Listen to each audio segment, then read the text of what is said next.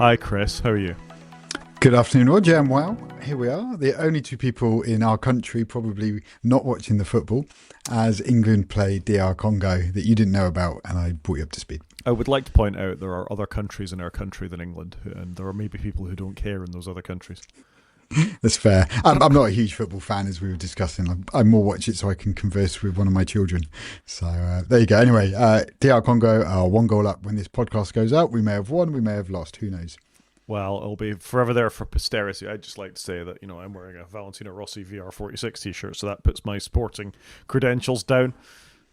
That's a cool t-shirt. I've even got a Valentino Rossi hat. He's still got a team in MotoGP, There's VR46 Racing. Wow, okay. Oh, I didn't know that. There you go. You're somebody to shout for if you want. Fair enough. So look, the weather is muggy, I think is what I'm going to go with here. Muggy implies more heat than I think we've got, but I'm okay with that.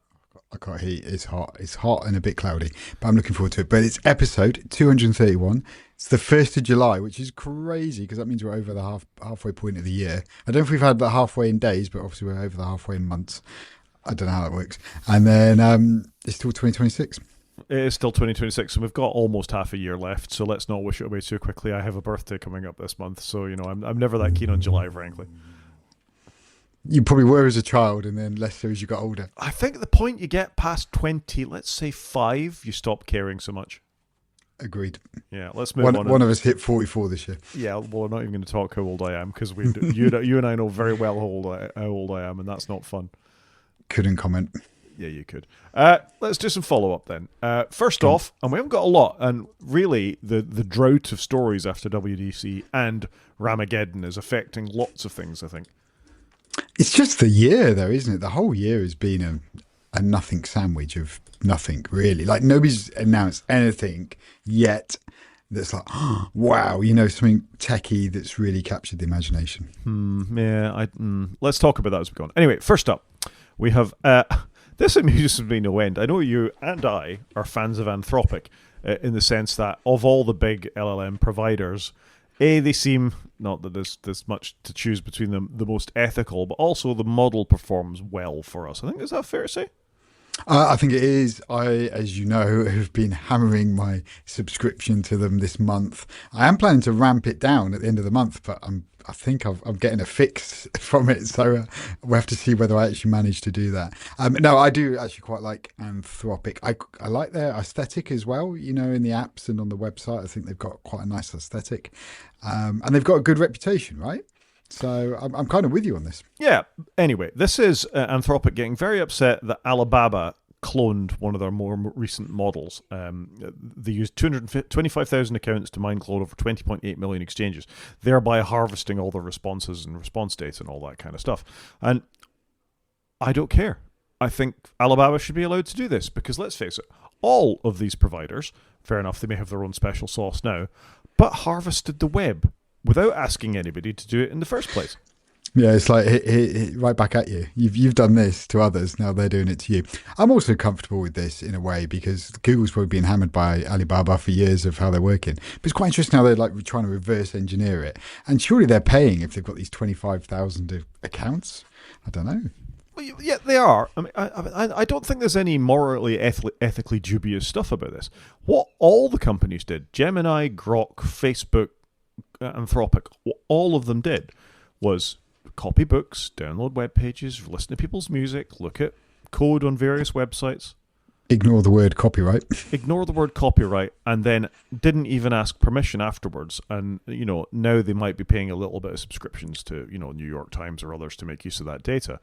And that's just what Alibaba are doing in this case. And a consequence of doing this before was we got DeepSeek, which was an open, in very inverted commas, model that was actually really good that you could run locally. And if you get this kind of thing continuing, then that is actually and I hesitate to use the public good, but I don't really see the harm that what they're doing is forcing innovation. And I think he who lives by the sword dies by the sword, frankly. Yeah, I would agree. And look, they've violated their terms of service. Well, surely, Claude, you need to enforce your terms of service on your customers. You wouldn't go running to the law every time. So I don't really know what their issue is here. It feels like they need to deal with it. Yeah, and with the American government obviously tried to say no, wagged a finger in the direction and don't do that. But Alibaba, as with most Chinese companies, is state sponsored in some way. So why would they pay any attention to to Trump getting upset? Trump gets upset about everything every 33 seconds. So it's not really any great shakes that he's upset about this. And of course, the Chinese want to keep up with the Americans when it comes to these things. At least the Chinese are doing something about it, unlike Europe and the UK and other swathes of the world. I completely agree with you there. So yeah, I'm not getting that excited about this one. No, and Chinese firms are being, as we're going to talk about when we come to cars, they're going to be treated. They're being treated fairly badly, I think, by American companies for lots of reasons. So I can understand why they would be doing this kind of thing. Yep, agreed. Moving on, we have another LastPass story about LastPass leaking people's data and login details and all the rest of it. This is via a part of their supply chain. It's a company called Kloot. Had you ever heard of Kloot? Kloot? Kloot, sorry. I assume it's pronounced Clue, a third-party market intelligence platform, which to me sounds like a pretty horrible company, if I'm being honest, because it feels like they're just going to cold call me or sell my data. Now they're going to sell all my passwords to go with it, by the sounds of it. Yeah, this is really bad. I mean, I think this is the third big LastPass incident that we're aware of. I used to be a LastPass subscriber before I moved to 1Password. I know you weren't. You've largely used 1Password, and I think Apple Passwords now. I literally did nothing, then went all in on 1Password, and generally quite enjoyed 1Password. But I have moved to Apple Passwords, and because my family are using it too. Yeah, fine. I mean, I moved from 1Password to LastPass. No, the other way around. LastPassword, just before they leaked the first time, to 1Password. So that was good timing by me. And then I've now moved to ProtonPass because I want something that will work across multiple devices. I like to spin up the odd Linux machine, and Apple Passwords is going to do me no good there whatsoever. So, yeah, agreed. And I occasionally need a password on my Windows device, but I'm not in your world. But the data has been leaked, though. I was joking about your password's been leaked. It's not your passwords. It's your name, it's your phone number, it's your email address, it's your postal address, and any support case data and sales related data. So basically, all your personal details are now on the internet again, which is not a good look for a company. It's all about protecting your passwords, and they can't even look after your name. No, it's really bad, and it's to, like you say, a market intelligence style firm, and that I don't think that's a great look at all for these guys, because it just shows again the depth of sharing of information that goes on between businesses that really have very little business in doing that. And it's yet another leak and yet another data point for somebody on the dark web for your data that's already leaked from some weak link in this chain, possibly LastPass before, for what all this information is. So I just think this stuff is really, really bad and getting worse. We see more and more of them all the time. But LastPass are a big name. Lots of people use LastPass as their corporate provider of passwords, so password protection. So I think it's a real bad look. Yeah, no, I completely agree with you. It's shocking, isn't it? Like, just what are they doing? You'd have thought they'd be in Uber repair reputational mode, but they've gone the complete opposite way because they're trying to sell more data. I wouldn't touch them with a barge pole. No, agreed. I wouldn't recommend anybody use them at this point. No, I know. If I came across a business working with them, I'd say they should really stop using them as well, because they've proven they've got... barge pole's quite funny because basically there's holes in their barge and they're sinking fast. Wow, okay. Very good, very good. Thank you. Third story, and the last one for follow-up, unless I've missed something. And this is a story that may be good news for those of us in the UK. Apparently, the result of a class action lawsuit against Apple about them overcharging for iCloud use could result in each and every one of us in the UK getting 77 fine British pounds. I would be amazed if it came to pass. Ooh, I'm sorry, I'm starting to get too excited. That's like a couple of months iCloud fees at this point. But it's not going to trial to October 28. And I get... it's 3 billion claim is what they're going for with Apple here. But why does it take 2 more years, to even go to trial? Like, how is it taking so long? Like, why is it so slow in this world? And by the time you give me my 77 quid, it's going to be worth even less. And Apple's going to have made even more profit and even more money. So I can't get too excited, sadly. But I guess, yay. Maybe Apple will change its behaviours. Oh, no, wait a minute. I don't think that's going to happen. That seems incredibly unlikely and very naive of you to suggest, or maybe it was just a bit of irony. I'm not sure which. Yeah, I'm with you. They are the dominant provider on the platform. You really can't use an iPhone, even as the most basic way, without paying for the minimum tier of iCloud, can you? You need something really, especially really if you want to back it up and stuff. I do wish they'd match it a little bit more to the investment you've made, and maybe you get a few free gigabytes or something. But they do literally nothing. The irony is, of course, with Ramageddon well and truly upon us, is they probably really can't afford to anymore. They don't want to fill up all those hard drives in their data centers with people's pet photos. It's fair. But Chipageddon. But that's now their problem. For years and years and years, storage got cheaper and cheaper and cheaper and cheaper. And now it's not. Yeah. In fact, we're going to talk about sort of the consequences of that to Apple users in the main show. But I just think this shows their sort of swinging approach to this, that you buy any modern iPhone with at least, what are they these days? 256 gig, I think they are. 1 to 8, I think, is the absolute smallest. Doesn't matter. They give you 5 gigs of storage, the same as they did when they launched iCloud. And that's not enough. I mean, that's barely any photos or music or video or apps or backing up your device these days. It's not good enough. Apple, so I was just Googling this. I should have used one of our AI bots, but I didn't. And I didn't use Google, I used DuckDuckGo. But Apple released iCloud with 5 gig of storage on the 12th of October. Do you know the year? 2004. No, iCloud did not exist in 2004. No, it was Mac.com or something before that. No, but they did the 5 gig of storage in 2011 when they first redid iCloud, when we moved away from MobileMe. But in 2011, 5 gig was like, that's a good amount of data. It felt pretty decent. But what we didn't know, and it's kind of the same with them doing the 30% fees at the time. Yeah, that seemed all right. But what we didn't know is they were going to hang on to that for the next 15 years that we've stuck with the 5 gig a day, which is just insane because it just hasn't grown proportionally. Whereas if they'd have chipped away at it, even every year, maybe they give you another gigabyte. Maybe if you're a reoccurring customer, you get another 3 gig or something. I don't know. But at least it would have been something. But now, because they've done literally nothing, there's just this massive gap between where they are and probably where they should be. And it's like with your house, isn't it? If you spend no money on your house for 20 years, there's a massive gap between the quality of your house because you've done nothing. Whereas if you do it little and often, you're keeping on top of it. And I think Apple have fallen into that trap on many fronts. That's an interesting analogy, because if you bought a house and did nothing with it, if it was in a half-decent area, it's still going to increase in value even if you do nothing to it. Whereas your iCloud storage stays there. But if you do nothing to it, though, you've then got to invest some money if you want to bring it up to today's standards. And they've done nothing to keep today's standards. Yeah, I mean, I think I agree with you. They should have done more. They're now definitely not going to do no more. I mean, if you remember when was it the Galaxy Edge came out and they gave you like a huge amount of OneDrive storage or something free with it. They gave you, I don't know, 50 gigs or something if you bought that. And I think Microsoft started clawing that back as well. But it used to be a point of differentiation between other providers and Apple, that they would give you more cloud storage. I don't even know what Google give you these days. I presume they give you enough to back up your phone.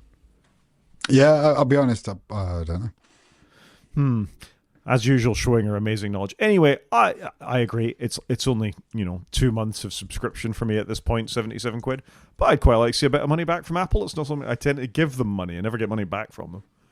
I'd agree with that. Fair enough. Should we do some news? Google Cloud Storage offers free tier of 5 gigabyte of standard storage. There you go. So Apple have set the standard and everybody else have just gone, yep, we'll just do that then. Well, if it's good enough for them, we stick to the low bar. Yeah. News? Let's do the news. Right. First in the news then, we have, this is a story of Mac Rumors, and I've seen it pop up in a couple of places. I think it was on The Verge as well, about Apple causing or being part of the problem for the current memory crisis. I think this is an interesting take. So this, as I say, is Micron's chief business officer has hinted, without calling out by name, that Apple's tough supplier negotiation contributed to the conditions behind the global memory shortage.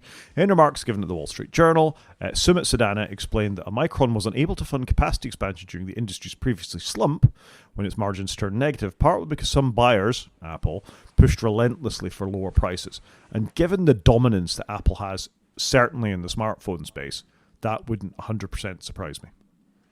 No, we all know they're very aggressive with their tactics of buying chips. It's come out before. It's been in various books.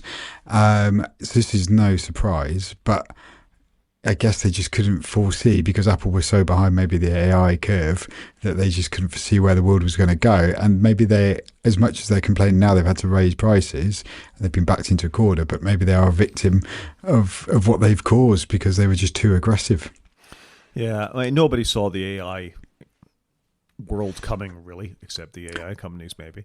Not to this extent, I think. I think we all knew something was happening in that space, but not to the extent No. that here we are writing apps with it and doing everything on AI now. And you expressed surprise, I think, that it would last for 5 or 6 years, as they're currently saying at this point.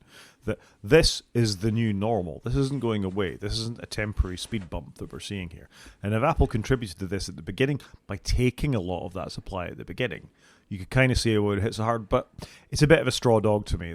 I think the problem is that they're trying to build thousands of data centers with multiple servers, with multiple computers, and it's all going there. And just every industry is going to be affected by this.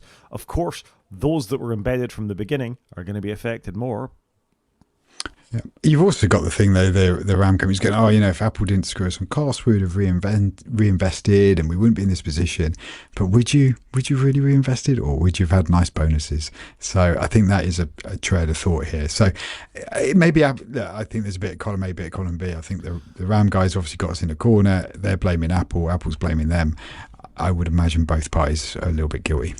It's just, as always, Steve Troughton-Smith has an interesting take on this as well. So he posted this earlier last week. Apple starved the silicon supply chain for years. It was widely discussed back when GPU prices started to skyrocket. Famously, Palm blamed Apple for not being able to source components for its WebOS devices. I mean, that's going back a long way, isn't it? That's 2006, something. About that. 7, 8 probably. Yeah. Like when the iPhone was 2007. I remember the Palm Pre being a thing before that.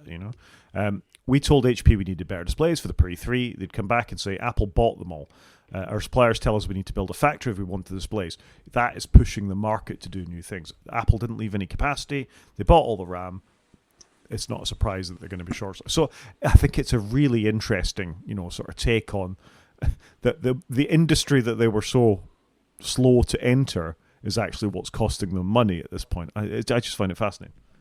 No, agreed. And like you say, Apple to a degree have caused their own problems here, and now they're upset because nobody wants to buy their devices because they've now just skyrocketed. Well, we're upset because we can't afford to buy the devices anymore. Agreed, and I wish I bought a better one last year now. There you go. Moving on, the FCC, which is the Federal Communications Commission, who are in charge of broadcasting in the United States. That includes television and things like that, but also the use of cell phones and things with antennas in it. And they are planning a mandate that could block anonymous burner phones. That's quite interesting. You think, how many media shows have you watched over the year where somebody's got a burner phone to hide their anonymity, be it a drug dealer or be it somebody trying to hide from a spouse or something that's turned violent? It's always been a thing, and we have the same thing in the UK where people can walk into any shop, buy a SIM card, stick it in their phone, and off you go. But this is a proposal to block it, and I just thought it was interesting that this has come about at this time. Yeah, I'd agree with you there. I think there's many reasons why they want to do it, but equally I think there's a lot of reasons why you shouldn't be doing this. And if you watch things like Mobland, burner phones are all over that TV show.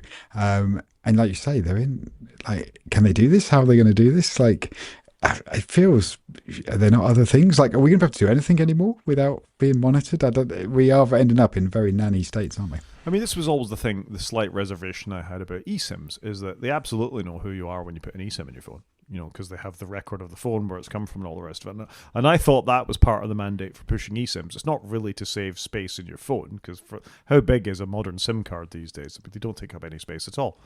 It's more the tray, though, isn't it, I guess, and the opening. And yeah, but look at the size of a phone, and look at the... Come on, you can't tell me that it takes up that much space. It's not like phones are getting smaller either, is it? No, it's not. They're getting bigger again, if anything. But stuff like this is absolutely, to pave the way for it. And if the Americans do it, as we've seen with this sort of mandatory registration for internet and social media amongst children and all the rest of it, the rest of the world will do it fairly quickly as well. Now, once again, you and I have got nothing to hide here. It's not because I'm trying to hide my drug trafficking ring that I'm worried about stuff like this. It's for other people. And, as they say in this article, the Kansas Coalition Against Sexual and Domestic Violence told the FCC that implementation of these rules would harm victims of sexual assault, domestic violence, and stalking, and create more harm for survivors that are trying to flee deadly crisis situations. And it's stuff like that you got to worry about. Yeah, and as soon as you read that one out, it's like, oh yeah, it's a really good point, isn't it? And are you aware of Egypt? They've got some rule now when you buy a phone within and you have a SIM card in that country, like within 90 days, you may have to pay tax, a percentage of the phone that you've stuck it in. And, obviously it's linked to you and they know all about you and stuff. So they're already doing some of this. I was researching it just today for a colleague going on holiday there because he's like, what have I got to do with my phone when I go to Egypt? And I was like, I've never heard of anything. And I looked it up and I was like, oh, okay. Like, so if you're there longer than 90 days, you have to pay tax on your device and they know exactly who you are with your SIM card. Yeah, the government is watching more so than ever. Yeah, it's crazy, isn't it? It is crazy. Something else that's crazy is Microsoft continuing to be a feature of all of our court systems. And in this case, it's all Microsoft's rivals talking to the Competitions and Markets Authority. I wonder if we should have a bell for Competitions and Markets Authority. We do say it a lot. The CMA. A bell. A boo, maybe a boo. Maybe a boo, but we need so many because let's face it, sometimes Apple get like us. Anyway, they are looking at with their product bundling, including things like AI products like Copilot, Teams, and other such things, are limiting UK customer choice, asking for submissions for customers and rivals to allow the regulator to weigh Microsoft's arguments. So on the other side of this are companies like Google, where they're saying Microsoft is effectively a gatekeeper for all this stuff. It's kind of hard to argue with this, really. I'd concur with that. I work for a Microsoft organization. It's very easy to use Teams.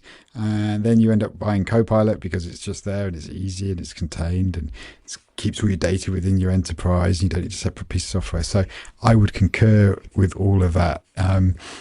They do feel like they're not making it easier for third parties to plug and play. I think they make it ever more difficult. I mean, it's funny looking at the arguments for Microsoft pushing back against this. For its part, Microsoft stated it faces substantial competitive constraints across all 5 digital activities. In productivity software, it's like the likes of Google Workspace and LibreOffice compete. Other than me, I know almost nobody who uses LibreOffice. Windows faces competition from macOS and Linux. 2% market share for macOS and less for Linux. We're talking about desktops here, not servers. Databases such as Postgres and MySQL, I think by far the biggest gorilla in the room in most corporate workspaces is Microsoft SQL Server. 100%. Yeah. I mean, fair enough if you're some startup. I mean, Facebook use a modified version of Postgres, I think, maybe MySQL. And that's, let's face it, that's a big company. But that's not the argument here. The argument is if you're a small to medium enterprise starting up in the UK, you're probably just going to go with what comes out the box from Microsoft and pay your client access licenses. Because it's easy, right? It's easy. It's there. Yeah. I mean, I would push back. Is it? But it's certainly Microsoft will sell you the fact that it's easier. Yeah, they will, and it's all in one. And as a person who does procurement for IT services, it's just convenient. I just add that onto my bill. Thank you very much. I haven't got to set up another supplier. It's all integrated. I can use the same access rights. So I do get it. Yeah, I mean, you might need to pay a little bit more for tech as well if you go something else. So the other things may be ultimately easier or better to support or cheaper or whatever, but you got to support it. And most enterprise vendors speak Microsoft. So, I'm kind of, unsurprisingly, I'm with everybody else against Microsoft in this. I don't like to put myself on the same side as Google because Google are just as bad in their own little way about trying to tie you into services and then selling your data on. But there are other companies in here that absolutely do offer a decent choice for Microsoft's products, and macOS being one of them that I think should be more accessible in the corporate space and pushed in that way. But there we go. Agreed. Claude 5 is here. Tell us all about it, Chris. That's a big Claude 5 You're super excited. Why was such a big sigh? I am excited, but I just don't understand. I don't understand the names, the models. Because Claude 5's here, yay, it's got to be the one. It's just 5. 5's better than 4. We're on 4 point something at the moment. So you go and look at it in your Claude app, and you're like, well, I've got 4.3 over there, I've got 4.5 here, 4.8, and now I've got 5. But yet, some models are using 5, and then some are 4.8, some are called Opus, some are called Sonnet. And I just don't understand why it's so complicated. Like, we seem to have taken, it's a bit like picking a new Apple laptop and you pick your chip and there's so many different options. You're like, which one do I want? Do I want more cores? Do I want more GPU cores? Do I want more RAM in it? Oh, look, if I choose more RAM, I've got to have that. So I was looking at it. So you've got 4 different models. You've got the Heikyu model, the Sonnet model, the Opus model, and the Fable model. And then in there, you get the different versions, and they're all slightly geared towards doing different things. But I just don't understand why it's so complicated. But anyway, Claude 5 is here. Yay, they're moving forwards. But Fable isn't yet here. This is the one the American government have banned. So they've blocked the 5 Fable model, their best model, and that's still running. And that's not even live yet. They've then got Opus, which is one I've been using to do coding, and that's on 4.8, and that's like for heavy use. Then we got Sonnet, which has just been upgraded to 5, which is what most people should use. It's the one in the middle, basically, and they've made it a little bit cheaper until there's a price increase coming in August, but I guess to get people using it. And then there's Haiku, which is their light model, again on the version 4, and that's there for the quick stuff, uses less tokens. But I was just, as I'm getting into AI, I'm just trying to get my head around some of it because I'm quite new. I'm late to the party and just trying to understand it all. But I just don't understand all the names because I can't remember what half of them are. I mean, the rule of thumb is the higher model ones cost you more tokens, right? Yeah, so like the Fable model, which is their biggest one, which we can't really use yet, is their highest one. But is version 4 Fable as good as version 5 Sonnet, which is their medium one? I don't know. I mean, I'm beginning to get a little idea about this stuff because I'm quite interested in what I can run locally.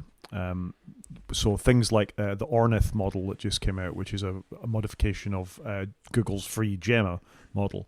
You can run that locally, and it's a 9 billion parameter model. In the smallest version. So a 9 billion parameter model is about a 6 gigabyte download. It can do local inference and all that kind of stuff. It can have a memory. It can do all the things you'd expect from that. But because you're running it on your local hardware, it's quite slow. So asking it, hi there, hello, will probably take about 35, 40 seconds for it to get a response. So when you use some of these models, particularly the higher quantized ones, the big model you can download from Ornith is 383 billion parameters as opposed to 9 billion. So you can imagine how much more damaging that is on your hardware. These are run on multiple servers across multiple instances and very large data centers that have many, many things you can throw at it. So what you're paying for, is more memory that it can address on that. That's what these bigger models are. And how quantized they are, and I'm saying that wrong. Quantized, I think how quantized they are within that. And then there's, as I understand it, there's 2 different approaches. There's an MOE, and I forget what the other one is.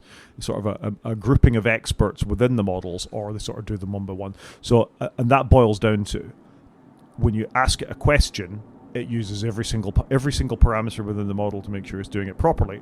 Or you ask it a question and it knows which area of expertise to move that to. So if you ask it a coding question, it moves it into that cluster of models that deal with coding, rather than sort of doing a less effective parse through all of the potential parameters available to it. I think I've said that right. No, it makes sense, but it just blew my mind. Like, why is it so complicated? And we were trying to explain these models to some very senior people in our business who aren't IT techs. And it's quite hard to explain, like, which model to pick, what you want to ask it, you know what I mean? And how you should work with it. So I don't know. I just thought this world would be a bit more simpler than what it is, if that makes sense. But say la vie, maybe it will settle down at some point. But if anything, it feels like we're going to have more specialist models as they keep maturing. I think we're going to see it, and particularly when Alibaba finishes cloning Claude, then we're going to have even more to choose from. Yes, fair. Maybe a few years from now we'll be on Alibaba. Maybe they'll win the bubble. Well, I mean, what we really need to see is optimization of these things, so we can run the local ones, some of these better ones locally more efficiently, as we did see with DeepSeek. It came along, and you could actually ask it relatively simple questions and the simple coding problems, and get answers on your thing. I am never going to do some of my medical research stuff on one of these open public models. I'm going to want it locked behind my hardware and not touching the internet. Good job. Storage is cheap, right? Yeah, super good. And thankfully, I don't store big stuff like MRIs or anything that takes up lots of data either. So, it's great. Oh, yeah. I forgot about that. Yeah. Anyway, let's move on. Car Corner? Go on then. Car Corner, let's do it. We're fans of Volkswagen, right? Yeah. I quite like a Volkswagen. I think Volkswagen Group may be more accurate to say. Between us, I like German cars. You might like a German car, but Volkswagen Group, which off the top of my head incorporates Volkswagen, Skoda, Audi, Porsche, Seat, and Lamborghini, and Ducati motorcycles, and am I missing something? I think that's it. I was going to say Bentley, but I'm not really saying it with conviction. No, I think that you might be right about that. I'm not sure it's Bentley either. However, lots and lots of car brands and manufacturers. They've always done quite well. Dieselgate hit them pretty hard. Use Chris's finger up. Who else? They do own Bentley. There you go. They own Bentley as well. So well-regarded group, but they're struggling a little bit. 2025 was a bad year for Europe's largest automaker. Its sales essentially flat, but profits were anything but, dropping 44% to just 6.9 billion euros. So there is a threat that they may shut 4 factories, which Volkswagen have never done before. So I look at this story and I go, oh, well, that's a shame, because I quite like Volkswagen. I don't think the cars are quite as good as they used to be. That might just be old man brain saying that the interiors aren't quite as solid. They're a little more creaky. Their interfaces certainly aren't as good as they used to be. All the scandal around the ID models and the terrible touchscreens they put on everything definitely hurt them. That Dieselgate, I mean, their reputation, they should be repairing their reputation, but they've gone the other way. Hopefully it will come back. Hopefully it'll come back. So obviously, if you shut down 4 factories, they're potentially looking at losing 15% of their workforce, and that's unimaginable in Germany. You know, they're quite wedded to the car industry and how well they've done. I mean, Germany and Japan and now China have really bucked the trend in what's happened to global car industries, I think it's fair to say. 100%. They've come along and eaten everybody's lunch, really, haven't they? It's quite like established car brands should be embarrassed of the situation they're in, because how often do you, I assume it's the same in Swansea, you like walk down the road and there's a new brand that's hit the street and people are buying it in droves because of their affordability and all the clever tech it's got. Yeah, I keep seeing Omodas and Jaycoos and Xpengs and a whole brand of new. Not all of them will last. MG, I think, will stay the course, but not all of these new Chinese brands to the UK. Zeekr is another one that I think we're due at any point now. So I think it's good to have competition in the car market. It does dilute it. So VW and all other car companies are facing that, and they stumbled. They stumbled at the launch of the EV revolution because the ID brand was not well regarded. I don't get why they did it. I don't get why you called it ID. Why didn't you call it Golf E and do a proper Golf E? Which is what they're doing now. The ID2 will be called a Polo. Yep, they should have done that. But I mean, that's not the be-all and end of it. You've got to learn. But it's for such a big, visible company, it's an expensive mistake to make. My problem with this is that they haven't lost any money. They still made a profit. It's not like they were in the red about this. They were still in the black. They weren't making as much money. And that is a cause to shut 4 factories, is it?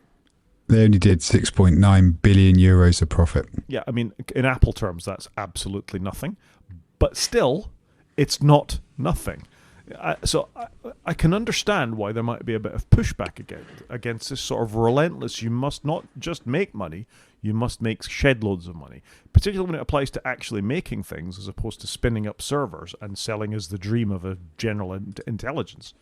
I mean, obviously, as a manager, you can maybe see the writing on the wall for what's going to happen the year after that because of all these Chinese brands and things that are coming in. I just think it's an interesting move to make while you're still profitable. Agreed. You'd thought they'd be using those factories to pivot more and to do more with the brand, the well-established brand that's got brand loyalty. And actually, if they lent into their Polo names, their Golf names, their heritage, which we've seen a lot of cars doing, like the Renault have really lent into bringing back some old marks, like the Renault 5. It looks really good. The Renault 4's back. So I'm amazed not doing something like that. Yeah, I mean, the EV Buzz, which is their electric interpretation of the microbus, I think was a massive own goal. I mean, not enough range, not good enough batteries, same terrible entertainment system. Only came in 5 seats. People want 7-seaters and things like that too. And you look at the Korean brands, who are absolutely stealing their lunch when it comes to these kinds of things. Yeah, 100% agreed. So even despite their reliability and good reputation, they look a bit like the British car industry did in the 1970s. Yeah, look at our industry now. But they're going to cut 50,000 jobs. That's just crazy, isn't it? That's a lot of jobs. And again, they're still profitable. What you're not seeing here, though, is how much money they're going to spend winding this all up. It's going to be a big hit, but they're going to do some clever accounting and put it over there in that bucket of money so it doesn't impact the big figures. It's crazy, though, isn't it? Anyway, I feel a bit sad for Volkswagen because I don't know if I might buy another Volkswagen, never say never. Even after Dieselgate, I went on and bought Volkswagen Group cars because of the brand, because of the reliability, because of my history with them. So, I mean, it's hard to put you off, as we see with Apple. It's hard to put us off that kind of brand loyalty. Yeah, no, agreed. Another brand that's sort of struggling a little bit, certainly in America, is Polestar. So Polestar is in a slightly different position to VW in that it's not really a German or a Swedish, in this case, company. It's actually part Swedish, part Chinese. Yeah. So in America, they're not going to be able to sell next year because they're using what does it say? Which prohibits software or hardware from China or Russia. So from 27, because these cars are owned by a big Chinese company, they've got Chinese software in it. They won't be able to sell in the States. I'm sorry, I've lost my affinity for Polestar. I quite liked a Polestar too, but since they started removing back windows and making these massive chubby cars, I don't know. I've kind of lost the. They just don't look that appetizing. I think I preferred it more when they were more Swedish in their appearance, and they've gone slowly away from that. I mean, Polestars, as you say in this case, because they use Chinese software, they're not allowed on American roads, which blows my mind, considering Polestar make them in the United States as well. So they've brought... Yeah, I was just about to say that. Yeah. The picture you're sharing's got manufactured in South Carolina. Like, that's great. That's what Trump wanted. Yeah. But it's got the wrong software chip in it. It's American workers that are making these cars, and it's not good enough just because it's running Chinese software. Polestar, obviously the performance brand of Volvo, if you go far enough back in the day. They made the R series, and then above that was a Polestar. I think it was a trim level, in fact. And then they spun off into electric vehicles, and we saw the Polestar 1, which was very pretty, but not many people that was cool. Yep. Polestar 2, which was basically the EX40, on a different floor plan. It wasn't a from the ground up designed EV. It still had a transmission tunnel space in the back of it and everything. So not a perfect EV. But was your company car of choice. Like, a lot of people had that car. And they are super cheap now on the second-hand market. They're like 15 grand. Totally. And notably... I say super cheap in comparison to other cars. I appreciate 15 grand is a lot of money. It's still a lot of money. And notably, I think the first car to use the Android automotive platform on it. They learned into that pretty big, didn't they? Yeah, as my EX30 did as well. I'm okay with Polestar. I agree with you. It's insane to remove a back window. But then I look at these trucks that don't have wing mirrors anymore and only have cameras, and I think that's insane as well. Yeah, I would concur with that.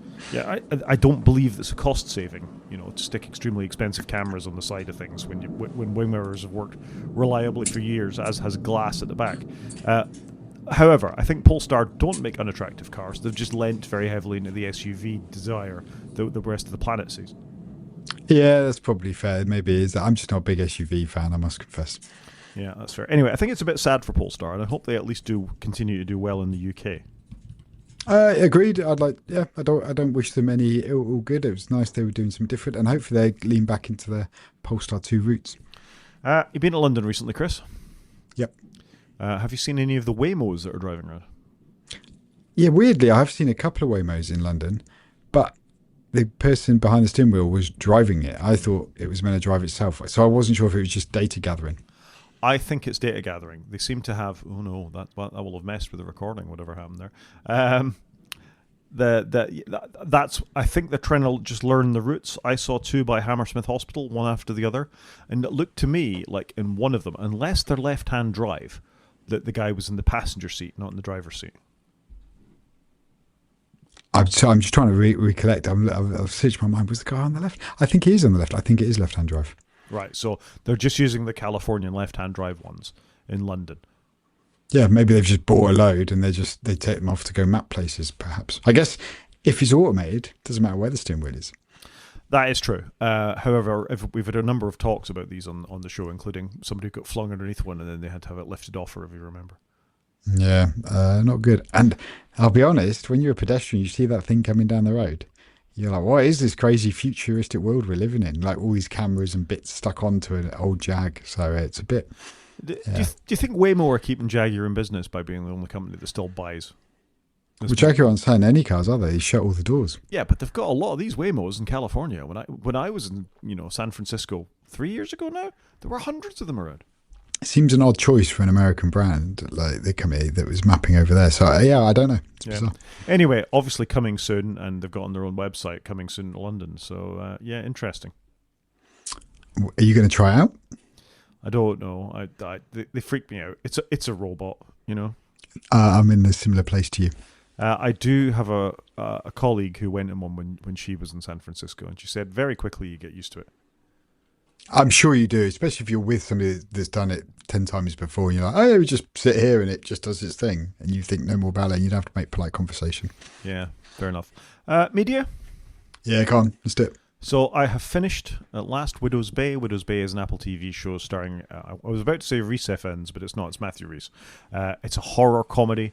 It's really well done. It's really well done. There's a lot of horror tropes in there, but I thoroughly enjoyed it. I think it got a little bit predictable towards the last couple of episodes, but that's not surprising. We all know what's going to happen in a horror film. And this does it really well. So yeah, Widow's Bay, check it out. It's clearly been your thing. It's clearly grabbed you because you've mentioned it. I think it's probably the third time in a row. So it's obvious, and I get it. Like sometimes when you get a show that you really get into, and you're sad when it ends, I can understand it. I'd probably be the same. I'm looking forward to season 2. It's not. I didn't expect to like it as much as I did, as much as anything else. So, audience liked it, critics liked it. What's not to like? And another quality Apple TV show. Yeah, Apple are nailing it, and 98% is a fantastic score, and 93% for the viewers. So it's done really well on Rotten Tomatoes. And talking about me going on about things, this is at least the second time you've mentioned this film on this podcast. I think Enemy of the State is a really good film. I'm not a huge Will Smith fan, but actually the film, considering it came out in 98, I think I've got that right. It's just quite interesting about all the tracking and monitoring and surveillance. And given that we were just talking about your phones being tracked and stuff and registering, it's just quite, it felt quite timely to rewatch it. It was an easy watch on the train. And it stands up pretty well. And one of us has been writing a video player app, so it was a bit of test material just to test the streaming of it. But I just generally think it's a good film and it's an interesting story. And here we are 28 years later. I think it still stands up all right. Obviously, the phone's a bit older. The screens are a bit bigger in this one, but the concept stands up okay. I mean, I watched it once. It was all right. I didn't. It was, it's not the greatest film I've ever seen by any. It's not one I've ever felt any desire to go back and really watch again. I just quite liked it. Like I say, I just struck with me. Maybe it hit me when at the right time, and it's one of those things you think of fondly. Lock, Stock, and unbelievably Two Smoking Barrels. We should say though, Enemy of the State did have a 78% popcorn rating, which is pretty good. But that's what I said. It's all right. As a one-time film, it's not a classic. You're not going to rush back and watch it again. Yeah, fine. Okay. Yeah, fine. I'm not knocking it. I didn't not enjoy it. Just not enough to think that's a great film. I'm going to go watch that again. Yeah, no, fair enough. And you're probably going to say the same about my next bit, which was Lock, Stock and Two Smoking Barrels. I also watched that again, tested my video up. This film is actually quite a small one, so it's quite good when you're testing, syncing files and copying, and it all works. But this got 93% on the popcorn ratings. And do you know what? Actually, I think this stands up right, and there's barely any tech in it, and it kind of helps because it doesn't age so badly. But it was filmed obviously on a budget, and the equipment used to film it was obviously a bit cheap in places, so some of it does look quite dated, and it's got Rob Brydon in it for like 5 minutes before he really hit the big time. So no, I enjoyed it, and it was good. I don't think I could remember what happens in this film. Has this got somebody called Bricktop in it or something like that? No, that's Snatch. That was the follow-up. This is all about a game of cards where some guys put in 100 grand and then they end up owing the guy running it 500 grand, and they've got to pay him back in like a week. So this is what made Jason Statham famous.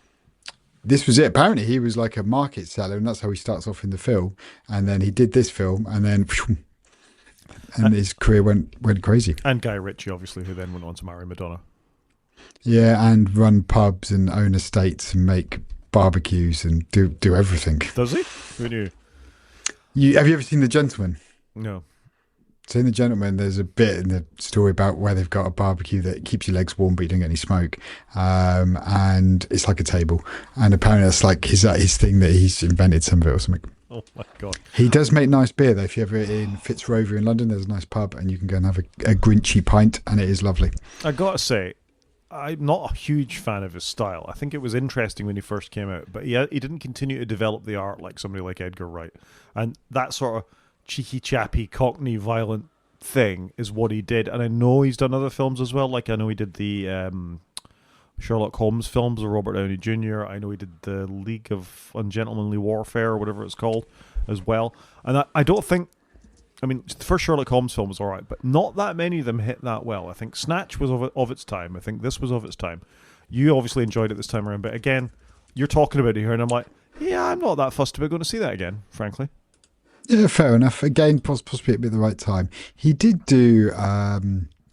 There's another film with Jason Statham in it, and Wrath of Man, which I quite enjoyed, and I did enjoy The Gentleman. But actually, I would concur with you. There's quite a lot of his films I'm not that bothered about seeing again. Yeah, I mean, workmanlike. You know, I think that's how I'd give it. Of their time, workmanlike. Not again. I don't. I'm not having a go at your film taste here at all. But I just think like it's they're of the time. Enemy of the State of the time. You know, and good in the moment. Not classics. Yep. Yeah, but that was 90s. I was at college. That was, I don't know, hit me at the right time. Lord of the Rings, man. Speaking of classics, Toy Story is back and back and back and back again. So I only put this in there. I've not seen Toy Story. At all. I've seen 1, 2, 3, and 4, obviously. I'm a big Pixar fan, but I've not seen Toy Story 5. And I just wondered, A, have you seen it? B, have you got any interest? And C, have you checked out the scores this is getting? Well, I can see the 93 and 95%. I haven't seen Toy Story 4. My kids went to see Toy Story 4 in the cinema and said it was so dreadful I should never go anywhere near it. It will tarnish my memory of Toy Story 3, which I thought was a good film. I wouldn't call it dreadful. I don't think it was like don't get me wrong, the animation and the rain and the effects are insane. It wasn't my favourite story, I must confess. But I'm curious to see Toy Story 5. I'll wait for it to come to streaming. I have seen one review of it, and the critic said it was, as a parent of young children, it was quite good, that move to tablets and trying to keep children's attention on things like that. And that's quite a timely story. Well, and maybe it's not. It's about 5 years too late, frankly. But agreed. But I think that it's an interesting direction for them to take. But I thoroughly enjoyed the first 3 Toy Story films. Toy Story and Toy Story 2 are absolute classics. And I think Toy Story 3 was a dip, but it was still a really good film. But this has every chance of being good.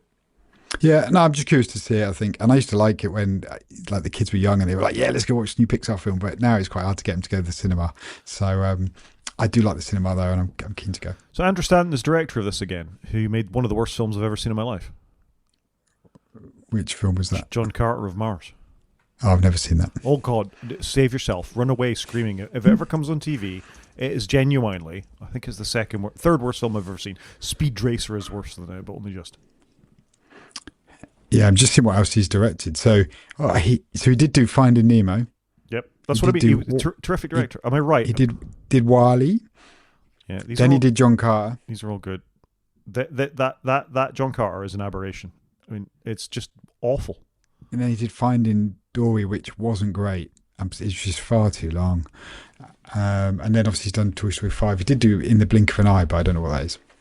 There's a couple of bad ones on here. I mean, I'm scrolling back. Toy Story, great. Bugs Life, great. Toy Story 2, great. These are all solid gold hits. Finding Nemo, Ratatouille, WALL-E, Up, Brave. Brave is probably less well regarded, but I quite enjoyed Brave. Yep. John Carter, absolute drivel, shouldn't have been allowed. Monsters University, not a great film. Not a great film. Good Dinosaur, not a great film. Awful. It goes downhill fast. I've never even heard of Piper. It's got 100%. Piper's a short. All right. It's a short. Toy Story 4, good reviews considering what my children said. Yep. I quite like Lightyear. Yeah, we've gone down a rabbit hole, Chris. Should we move on to games? Let's do it. So you were bemoaning a couple of weeks ago that the Steam machine was not with us. Well, did you put your name down for the lottery? Because it's with us now. I did not put my name down for the lottery. It is with us. It's just too much money for where I'm at in life right now. I'd probably want like a terabyte version or 2 terabyte version. So it's out. It's what, 800 quid, I think, if you buy the base model, 512 terabyte hard drive in it. 16 gig of RAM. Yep. 16 gig of RAM, 512, doesn't come with a controller, 856 quid, something like that. Yeah, I'm just not quite ready for it, I think. But I have bought other stuff, so I was just trying to be a good citizen. 879 quid without a controller. So I did put my name down for the lottery because I read the fine print and thought it doesn't guarantee that you've got to buy it. And I got an email from them fairly quickly afterwards to say I hadn't won the lottery and I'd just have to wait for another batch. Now, I believe my name there because I wonder if it's one of these things I may buy and punt, which I've never done in my life before. But I got to think there'll be such demand for these devices, if you look at the Steam Deck now, that it could actually be quite a nice little investment. Yeah, regretting selling my Steam Deck. That was probably a mistake. I suspect mine's probably worth 100 quid more than it was. Yeah, it's crazy, isn't it? But I was trying to be good and move things on, and because I just wasn't using it. I do think they look cool.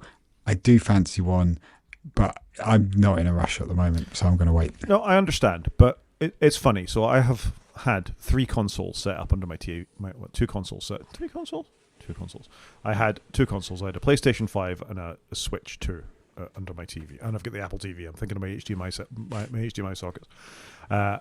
And I like the consoleness of both of those things. You flick them over to one thing. The PlayStation, especially, just fires up. It realizes it's got an HDMI connection. You pick up a controller, you start playing. It's great. Yep. And that is the dream of this Steam machine, is that you have a PC that you have access to the Steam store where you've potentially already got a load of games, or you can buy them super cheap. Steam sales on now at the moment, by the way.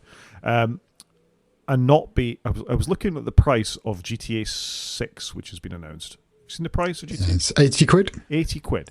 Now, it will be 80 quid on Steam as well, but like 3 weeks later, there'll be an offer on it. It'll be down to 50 or 40 or 30 or something, you know. And that is the joy of PC hardware. So what you want is a PC like this that starts in Steam Big Picture mode, the same as your Steam Deck does, that lives under your TV. And I see the appeal of that very much. And it's a PC. You can take Steam off it and you treat it as a normal PC. So I think there's a lot to like about this. And the reviews have been, it's good but not great. You know, it does what it says on the tin, but what it doesn't do is 4K stream, you know, the ability to play games at 4K at high resolution. It'll play 1080p or the one above that, 1440p, but not give you the full-on 4K experience that you might get from a PlayStation 5. And it's 300 quid more than a PlayStation 5. Yeah, I get that, but you can change the components. You can go and use it as an actual PC if you want to and put a keyboard and a mouse on it. I still think it's interesting, and I know a lot of people interested in it. It's just bad timing with the way the world's gone with RAM and storage. I 100% agree. So, I mean, I put my name down for. I'm quite interested. What it has inspired me to do, though, is dig out an old PC, stick Bazite on it, and actually attach to the TV. So my Switch 2 is now disconnected from my TV, and I've got a PC plugged in. I'm not surprised that you've disconnected your Switch 2. There's no games for it. It's really boring. It's really dull. I mean, the odd game of Mario Kart with the kids. Yep. And I occasionally fire mine up. I'll play a bit of Quake on it or a bit of Grand Theft Auto. But these are games I had on my Switch 1. So one thing that I do like with the Switch 2, fast. It's so much quicker. Yeah. So what are you playing? Well, let's talk about... I'm going to give you an example right now. Okay. So because I had to test it, because as with all things PC, again, this is the joy really of having something pre-built by Valve who's going to sell you a piece of hardware that they know what's in it, how it works, that everything works. When you cobble together a PC, you've only got whatever hardware you have. So it's probably about a 5-year-old PC with an NVIDIA 3000 series graphics card in there. So it's okay. However, there's a bug in Linux and NVIDIA drivers at the moment that you can't install the version of Bazite that will let you just boot into big picture mode. So I had to do some jiggery pokery. But once I got it up and running, and it's not bad, I got to say, it's not bad. I was quite impressed with it. So the first thing, other than Slay the Spire 2, because why else do you need any other games other than Slay the Spire 2, which I can now play on my TV, I installed... For a man who likes one game, you own a lot of hardware to play that one game. Well, but, you know, I want it on big picture, and I can sit on my couch and play it now. So obviously I'm playing Slay the Spire 2. But I also banged 2016's Doom on there. Okay. Which... I'd only ever played with a keyboard before, obviously, because I bought it when it came out. And I looked at, I think it's £3.50 in the Steam sale at the moment, 2016 Doom. Wow, okay. And it still looks terrific. I mean, there's a little video playing here at the moment, which I'm going to stop because it's quite gory. But it's very true to the spirit of the original Doom. What you do have are less beasties on the screen than you did in sort of the very original Doom when it came out. But it's got that sort of very kinetic feel to it, where there's things going on. You've got... I call it a brutality, fatality. When you shoot a character enough, they start flashing. You can execute a special move and you get a bit of health or ammo out of them or something like that. The levels look good. I'm getting, my TV can only display 60 frames per second, but my rubbish old PC is telling me it can do 150 frames per second, you know, in the little readout thing in the top left corner. So I'm getting really good performance on this thing with the controller as well. So I've been playing a bit of Doom, Chris. You're turning to me where you're playing retro games. I like it. I did enjoy going back and playing Quake, which would probably run really well on this. It probably like would. Remastered version. I think I've probably got it as well. But the thing is, I can play anything that runs with a controller. So we'll talk about it next. The other thing I tried to play on it as well. But I've put on lots of games that work well with controllers. So Slay the Spire 2 is an obvious one. But No Man's Sky, which I bought years ago for PC, I actually fired up. And that looks terrific as well and looks beautiful with that extra graphical oomph that a computer can throw at it. Even the PlayStation, I think, struggled with a little bit. So lots of things like that I've just chucked on there. So I've got a terabyte SSD in the thing, so I've just filled it up with games. I've put XCOM on there. I've put a bunch of things on there, and I've got access to them all on my TV. It's great.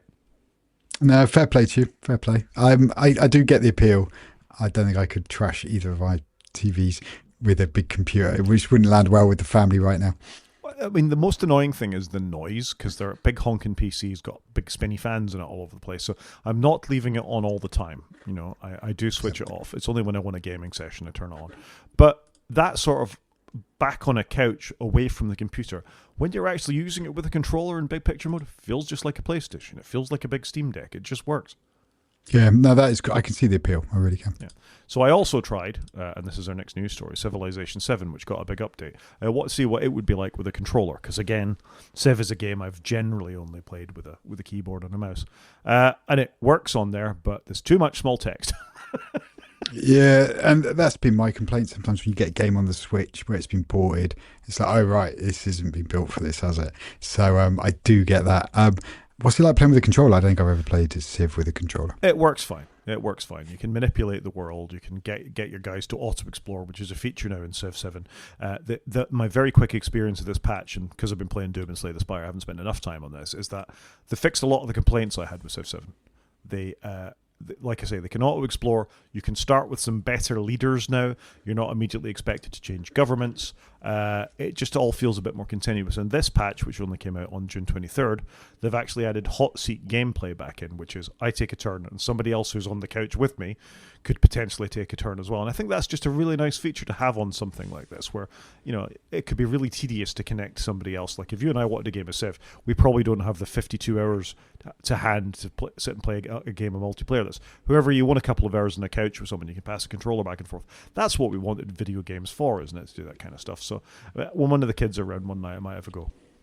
Yeah, fair enough. Okay, I'm on board. So there we go. That's what I've been doing on myself. Main show? Go on then, just do the show. So main show.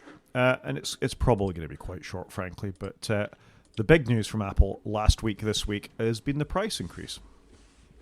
Yeah, it does feel like this has been going on at various companies, but now Apple have done it. It's like everybody's starting to listen and pay a bit more attention. Yeah, so this is the featured articles from the BBC, but we could have picked almost anything. Sorry, I can just see in the top right here, England's still losing to Democratic Republic of Congo. You must be upset, Chris. I'm not too upset, but they are just going back on for the second half. So this is the story from the BBC. In this case, Apple is increasing the price of MacBooks, iPads worldwide due to rising memory and storage costs. So the iPhone maker has hiked, although not iPhones yet, the iPhone maker has hiked the prices of some laptops and tablets by almost 20%, saying the electronics industry is facing an unprecedented challenge due to an extraordinary surge in demand to power AI data centers. Yeah. We knew this was coming, but I don't think any of us thought that the Apple TV, for example, is going to go up by $70 when it was only $129. Do you know what I mean? That's like an extreme example, but you're talking about a 4-year-old device that they've basically just priced it so expensive that nobody's going to buy one. I mean, nobody was buying it anyway, really. Yeah, let's go through this. So HomePod Mini from $129, from $99 to $129. Too much. Nobody should buy one of those anyway. They sound like crap. That's like a 30% uplift. Yeah. HomePod, $299 from $299 to $349. Apple TV from $129 to $199. And if you buy the bigger one, it's $250, like the one with the Ethernet on it. Ethernet, and don't forget the Thread radio. I still don't know what that does for me. And that's a 5-year-old product, right? 4 or 5. 4 or 5-year-old product. Early 22. That is ridiculous. How much is Google TV they just released? I think it's 99 quid. The Apple TV was already too expensive, and now they should just stop selling it because we know they've got a new one that was ready to go. Well, and just my normal whinge about being a Brit, BBC iPlayer will not run in ultra high definition on an Apple TV yet. Does it still not do it? Still does not do it. They only gave us subtitles 18 months ago. It's crazy, isn't it? So why would you, genuinely, if we didn't have them, why would we buy them at that price point? Yeah, true. This next one though that you're about to get to is crazy. iPad, $349 to $449. The iPad Mini, $499 to $599, up $100. iPad Air, $599 to $749, up $150. And this is the kicker: iPad Pro from $999 to $1,199. That is mental. That device was already too much money. Well, why would anybody buy anything other than the bog standard iPad? The MacBook Neo, which we're going to get to in a minute, has also gone up $100. All right, I know you've got one, Chris, but you bought it before the prices went up, right? Genuinely, Thankfully. if you bought a stuffed one, how much more expensive is it now? I don't even want to look, but I've got like a terabyte in it. I've got cellular on it. It's going to be expensive. It's crazy, isn't it? The prices seem crazy. Do you know what though? Now makes the keyboard seem less expensive because that hasn't gone up. That's not a good thing. I mean, the MacBook Neo, which was cheap-ish, is a little more expensive now, but it makes that iPad Air Pro Mini look absolutely swinging. It's just, why would anybody buy an iPad Mini, Air, or Pro at that price? Especially when you look at the Mini and it's a couple of years old now. And you look at the capability of it as well. You've got a real computer with a MacBook Neo. Yeah, no, I get it. I do get it. Comes with the keyboard as well. Yeah, it's got and a screen, and it stands up by itself if you lean it against something, and it's quite small. I actually had to play with one in the Apple Store in London last week. So, other than the trackpad feeling a bit cheap, that's a solid computer. I concur, and it now actually seems quite a good price because the Air's gone up by £200. Yep. Air up by £200. MacBook Pro, £300. Again, these are for the base configurations. Yeah, as soon as you start adding, that number skyrockets.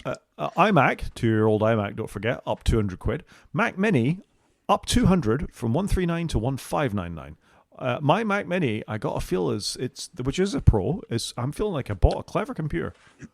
I'm sat in the same camp as you here. I'm thinking I'm going to be sweating that asset for a little bit while longer. Yeah. Mac Studio, the M4 Max version, up $500 from $2,000 to $2,500.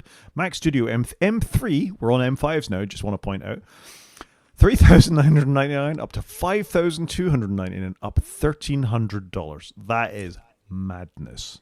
That is the Ultra chip though, so that is the big bad boy chip, which you can't get in an M4 or in an M5. Exactly. So they're not going to be in any great rush to do that. The only thing and throw it out there, nobody buys them anyway. The Vision Pro went up $200. Who cares? The Vision Pro, what did it not need to get more expensive? Yeah, it was super cheap anyway. The cheap computer may have just left us, Chris. I think it may be a thing where you used to have, be able to buy a cheap living room PC or use something for streaming or buy something for your kid to learn on. It may no longer actually be a thing you can buy anymore at less than £500 or $500. Yeah, it does feel like we've had it good, but we didn't realise how good we had it until it's over, and it is now over. They have brought back the Mac Mini though with the 256 storage, which used to be $599, but it's now $799. So everything's gone up a huge amount. So I don't know about you, but I am hoping that my M4 devices, because I've got the M4 Air and the M4 Mini, I'm hoping that they're sitting all right and that they do me for a few more years, because I am in no rush to buy anything right now. I mean, part of me wonders if the reason to do this is they're about to release a new HomePod Mini and new iPads that are actually more capable that will justify these price increases. But again, Apple has all the money in the world. They could afford to eat this for a while, but profit and loss and profitability is what they're all about. They want to prove to Wall Street that they're still able to maintain those profit margins, and that's why they've done that, really. And they claim they've insulated us from it. I'm not convinced they have. If we combine this with the story we had before, this is just where they were always going to be. Yeah, it feels like they've made the bed. They're now lying in it. I find it really curious. No iPhone increase. Now, are they going to increase the cost of iPhones before the new ones come out to soften the blow? Or are they going to announce the newer iPhones in September? Well, we expect September.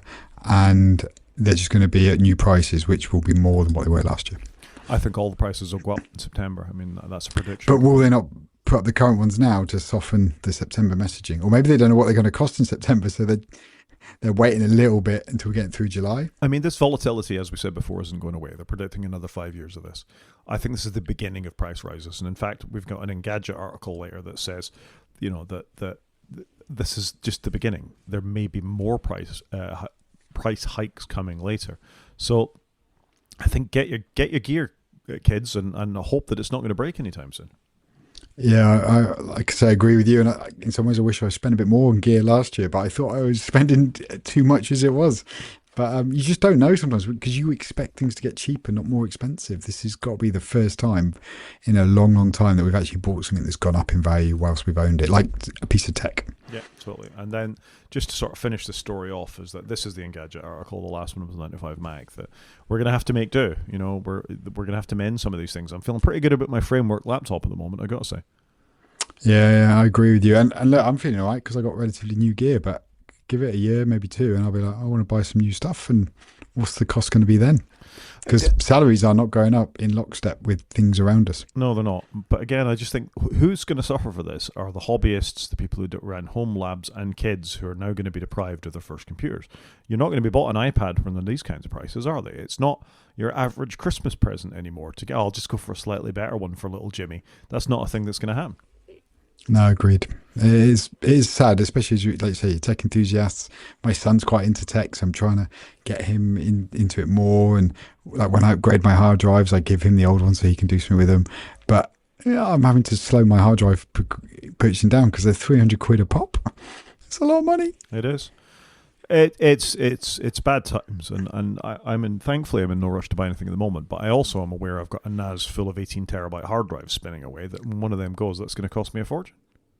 Yeah, I've only got 8 terabyte hard drives, and they're £300 each. Yeah, so I may have to come down in size a little bit, but that's really difficult to do. So it's really going to be quite painful on us moving forward. And it's not like cloud storage prices continually get cheaper either, is it? Because they're going to be affected by all this too. It's going to be a hurtful time. Yeah, I agreed with you. I really do agree with you on this one. And like you say, we don't know where it's going to end. And it seems quite a hockey stick at the moment. But is that going to plateau, or are we going to? Or do we not know how lucky we are that it hasn't?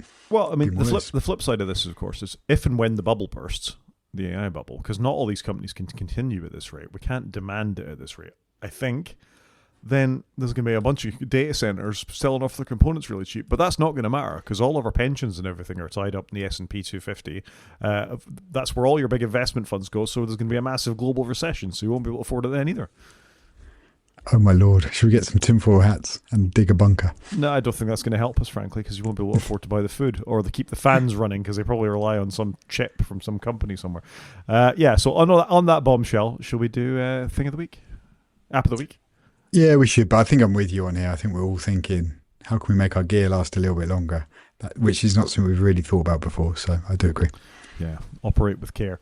App of the Week, I just talked about it. Bazzite. Bazzite is a operating system, and it's a Fedora-based spin of a Linux operating system where it's optimized for your hardware. If I click the little download thing, you can see it asks you what hardware you're using. Do you want a desktop, a home theater PC, or have you got the framework desktop, or the support framework, or laptops, or whatever specific thing it is you've got within here. And the build you download is sort of specific to that. So if you know you've got NVIDIA hardware or ATI hardware or an Intel chip, you download that and you get the perfect build for it, with the exception that the NVIDIA stuff's a little bit broken at the moment. But I was just really impressed with this. It has given me that big picture thing. It's very like a Steam Deck. It's got that same sort of experience where you can pop in at the desktop if you want to install a couple of things or mess around with it or use it as a server. I found it really interesting that some of the install scripts that it comes with include things like download BBC iPlayer, download the Jellyfin client, download Netflix and all the rest of it, so you can actually make it work within Steam Big Picture mode right there and then, so you don't actually need to leave that. I'm quite impressed with this. I think it's a good thing, and it's a nice atomic desktop, so it uses the same sort of build process as Apple do, where you have a frozen kernel, you take it offline to update it, and you're always able to revert to the kernel before things break, so it should be super stable as well. So I've been really impressed with Bazzite, and it's a really nice purple theme as well. I think it's cool. I love the logo, the B with the controller in it. I think that's really cool. And it does look good. And the fact that you've got that drop down just to pick what you've got and it just tailors it for you, that's genius, because that's probably what would put me off, is having to faff. And I know you've been lucky with the NVIDIA, but if you didn't have to faff with it, I'd be a bit more inclined to play with it. Well, if you've got ATI cards, you don't even need to hesitate. You can blast it on your system. No, I think I've got an old NVIDIA Quadro. That's a business card. Yeah, I do have a business card in my gaming computer for some unknown reason. As you do. The other thing, just I've forgotten I was going to mention this, is that it comes with Waydroid as well. So if you want to run the Android version of some of these streaming apps, so for example, if you're if I don't know, Amazon Prime or something is optimized for an Android, this you can actually install it on that, and you can have that experience on here as well. You can just download it from the Play Store. So the chances are you can find an app to run on this machine that will run inside of Steam Big Picture mode as if it was native, which I think is really cool. Could you do Android games on that? Yeah, you could do Android games on that. Oh, that's kind of cool, isn't it? It sounds quite universal for gaming and playing around. Exactly, and they've got things like Lutris, which is if you run old DOS games or Mac games or things like that, an emulator built into it to actually give you an optimized experience on a 4K screen. So I'm really impressed with Bazzite. They've really thought it through. So you mentioned Bazzite before, and obviously playing Steam, and I know we're going long, but I'm going to ask one question. I like to play. I've got Warcraft 2 like remastered, and StarCraft remastered. That's on Battle.net. Does Battle.net work on this? I think Battle.net works on this, yeah. I'll do a bit of research after the show. Because that'd be the only thing holding me back from trashing my Windows install, from being honest. Because I don't need the Windows install for anything, but I do want to play Steam and Battle.net games. So Steam is out of the box, as obviously. Yep, I'm cool with that. I think Battle.net does work on Linux these days, yeah. Okay. If only I had a spare hard drive, but hard drives are at a premium, because I'd be tempted to spin up a second hard drive, try it out, get it all set up, and if everything worked, I could migrate over. Who uses hard drives? You mean SSD? I meant SSD, but forgive the slip of the tongue. Thing of the week. Thing of the week. Mine's a bit technical, and I'm not going to say I understand it, but I've gone with an SMB framework, which is what we use for networking. It's called Samba. You've saved all your files, and I know you know this, but it's blown my mind where I've been doing coding. I've been prompting Claude to do some coding for me, and I wanted to make a music app that goes off to a server and syncs my music. And so I've got master library, and it just pulls down the new songs off it. And this free framework is called AMSMB2. And I basically just pointed it in my app, told Claude I got it because it told me to go get it, and then it just hooked up networking and all worked, and it seems really fast. But it just blew my mind that some very clever people, cleverer than probably you and I, have gone away and written these frameworks to do it. They've posted on GitHub. We can go and consume it, and with the help of Claude, you can actually wrap it into your app, and you've spent no money on doing it. And these people maintain and contribute to it. And I thought it's just really good. So there you go. Like I said, a bit technical, bit off the wall, but there is some amazing stuff out there maintained by people for nothing. Fair play to them. I think it's good that it's there, obviously, for what it is you're trying to achieve with your particular app. I think when we talked about this before, I was saying what you really need to just build is some sort of syncing agent that lives in the middle. But even if you built a syncing agent, you're going to have to connect to a network in some place to sort of pull it back over. So yeah, fair play. I'm glad that it's there. I'm glad you've been able to make use of it, and that Claude suggested it for you. So yeah, there you go. This is all your fault. You made me buy Ubiquiti. I then bought Ubiquiti NAS. I've then put my music on it, and then I needed an app that could just grab the music off the NAS. And so all of this is slowly coming together. So I'm blaming you for the rabbit hole I'm currently living in. Well, I'm not going to take that blame, because you, at the beginning of this podcast, kept going, I just need to keep doing a few more things to get more technical again. And that's what you've done. So I think it's all your ambition, and you've got it there yourself, Chris. I may have given you the odd prod along the way, but it's all you, mate. Yeah, okay, fair. And I'm enjoying it. I generally have really enjoyed making this music app, which I'm hoping by the end of the day I'm going to send to you and you can see what it looks like. But it's been a real challenge. But this is a cool feature I didn't even think I would be able to do. But a little bit of prompting has got me over the line. This is interesting. It actually has a Claude.md repository within it. It's all super, like Claude literally just goes, you just need to use this. And if you click these buttons I can't click, I can then do the rest. So it's very clever. And it solved my syncing problem really quickly. It's cool. Pretty pleased with my efforts. There we go. I think we can call that a show, Chris. I think so. So sorry we've gone long, but if anyone wants to get in contact, Rod is at g5maniac@mastodon.scot. I am at _CGP at mastodon.social. You can watch on YouTube by going to wakefromsleep.com and click on the YouTube link, or you drop us an email, wakefromsleep@protonmail.com. Talk to you next week, Chris. Cheers, Rod.